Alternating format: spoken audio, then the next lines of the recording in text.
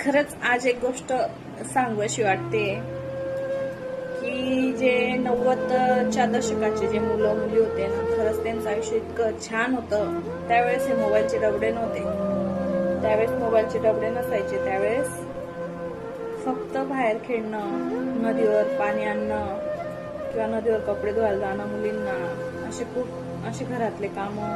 Light गेल्यानंतर सगळेजण बाहेर बसणं, गाण्यांच्या भेंड्या खेळणं, लंगोरी खेळणं, लपाछपी खेळणं, चोर पोलीस खेळणं, परत दगड खेळायचे आम्ही, असे खूप काही. आणि आताच्या पिढीला ते सगळं काहीच नाही समजणार आहे, कारण जे 90च्या दशकाच्या मुलांनी जो काळ पाहिला आहे, कारण त्यांनी तो दशकही पाहिलाय आणि त्यांनी हा दशकही पाहिलाय.